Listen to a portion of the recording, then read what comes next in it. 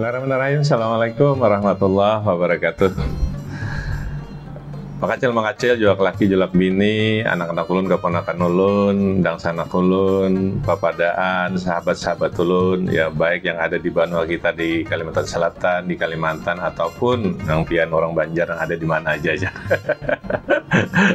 Nah, kita ketemuan lagi, berdapatan lagi dalam acara kita Cangkir Kopi 1000 Inspirasi. Ulun hendak lanjutkan berkisah siri mengenai orang tua ini. Nah, hari ini ulun hendak berkisah dulu ya, untuk nanti membahasnya. Apa yang pertama yang kemarin kita lihat, bahwa orang takutan menghadapi hari tua itu karena tua itu digambarkan, dilukiskan, karena tapi kalau aktif lagi. Nah, coba pian lihat dan perhatikan.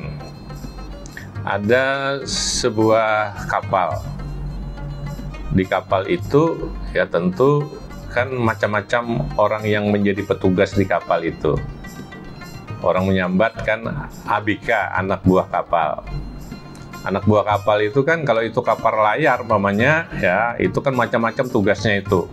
Ada yang kemudian di situ adalah nanti untuk mengembangkan layar, ada yang menaruh jangkar di situ ya, ada yang kemudian memegang tali, melilitkan tali di situ.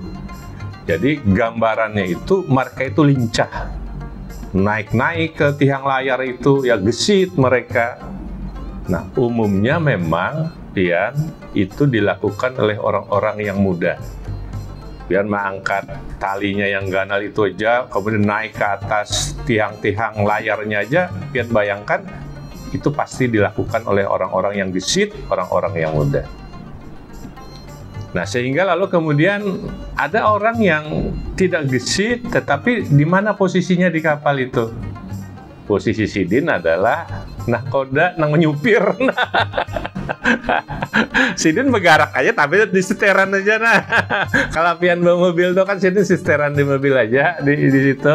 Tapi yang lain sibuk ya, segala macam kaitan dengan anak buah kapal tadi. Nah, ini yang hendak ulun kisahkan ke pian. Kalau orang khawatir masa tua itu kemudian tidak bisa aktif, tidak bisa lincah lagi, mungkin gambaran orang atau gambaran kita itu adalah seperti anak muda yang menjadi anak buah kapal. Naik tiang layar, membawa tali, menambatkan perahu, meloncat, berenang, ya, di pelabuhan, segala macam lah aktivitas itu, mengangkat barang. Kalau itu yang pian bayangkan, memang masa tua tidak segesit anak muda itu lagi. Tetapi pian jangan keingat, ya keingat di kapal itu pun ada tugas yang sangat penting dan memegang peranan yang sangat penting. Apa itu? Nahkoda. Oleh itu, kalau posisi pian sebagai orang yang tua usianya, yang kemudian secara fisik tidak bisa gesit dan aktif lagi, maka pian bisa mengambil posisinya adalah sebagai seorang nahkoda.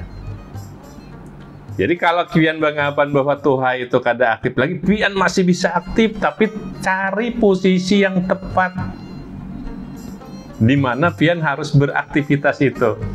Ya memang ada kawal lagi pian naik-naik ke atas layar kayak anak buah kapal itu, kemudian bercabur ke laut, kayak itu ada kawal lagi dah pian anak tinggalan.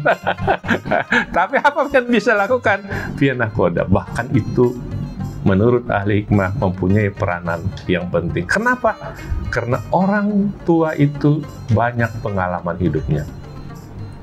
Nah, kalau ini kita umpamakan di dalam kehidupan kita, intinya itu kan pian yang sudah tua, yang kayak ulun dan pian-pian banyak mengalami berbagai macam hal dalam kehidupan ini.